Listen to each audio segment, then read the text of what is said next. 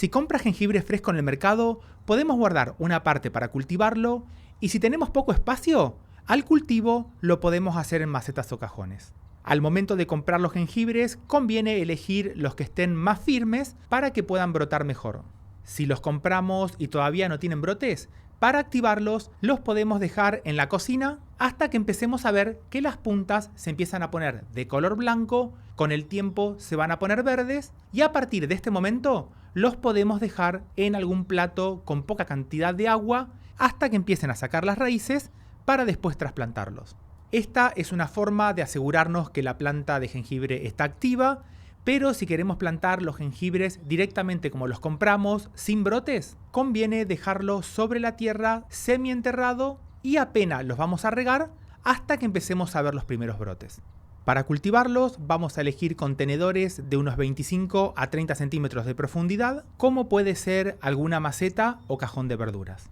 Si usamos macetas o balde de plástico, conviene que tengan varias perforaciones por abajo y si al cultivo lo vamos a hacer en cajones, le podemos poner un plástico por adentro y le vamos a hacer pequeños cortes en la base y a los costados para que no se acumule el agua del riego. Antes de preparar la tierra y a modo de experimento, en este cajón le puse algunas pequeñas ramitas secas para ver qué termina pasando cuando lleguemos al momento de la cosecha. El mayor secreto para que las plantas de jengibre crezcan bien está en el sustrato. Tenemos que usar una tierra que mantenga la humedad durante todo el cultivo, pero que al mismo tiempo quede suelta y aireada para que se puedan formar jengibres de mayor tamaño. Para preparar esta mezcla podemos usar 2 partes de tierra y una parte de compost para que quede más suelta. Y para plantar los rizomas conviene colocarlos de forma horizontal para que tengamos mayor cantidad de brotes y la planta se haga más fuerte. En casa los planté bastante superficiales, apenas cubriendo la zona donde empiezan a aparecer las primeras raíces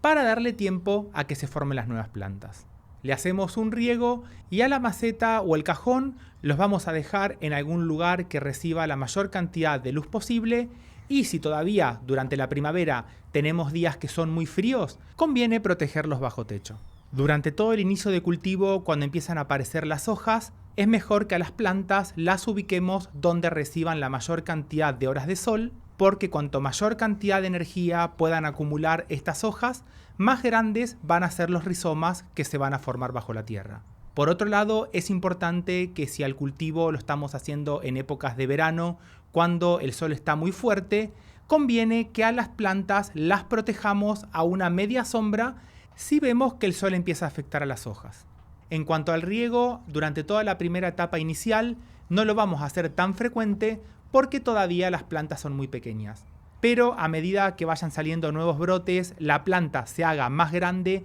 y aumente la temperatura durante todo el verano, a los riegos se los vamos a tener que hacer más frecuentes cuando veamos que la tierra se empieza a secar.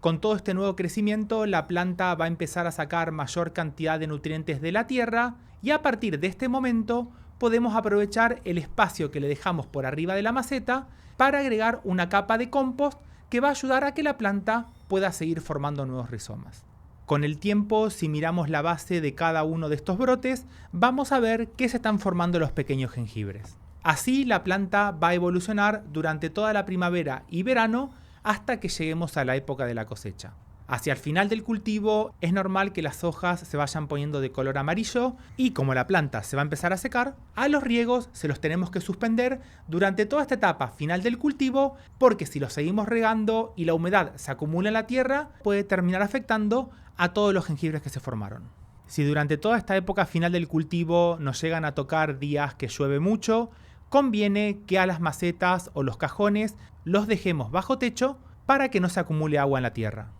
Cuando llegue el momento de la cosecha, primero vamos a cortar todas las hojas amarillas y las que se secaron, damos vuelta a la maceta y dejar que la tierra se seque bien para esta última etapa es una gran ventaja para que podamos cosechar mejor todos los jengibres. Si llegan a tener algo de tierra, los podemos lavar de forma rápida y los vamos a dejar secar para después guardarlos. Por otro lado, tenemos el cajón en donde habíamos puesto todas las ramas secas en el fondo, que ahora lo vamos a revisar. Algunas de las raíces del jengibre crecieron entre las ramas, aprovechando los nutrientes que se fueron formando, pero muchas de estas ramas quedaron casi enteras sin descomponerse, y esto puede haber sido porque fueron demasiado gruesas y no tuvieron el tiempo necesario para que los microorganismos las descompongan. Por eso, si volvemos a hacer esta prueba, conviene que usemos ramas mucho más finas y de maderas que se puedan descomponer más rápido para que la planta lo pueda aprovechar. Y como la mejor época para plantar el jengibre es durante la primavera y el verano, cuando no haga frío,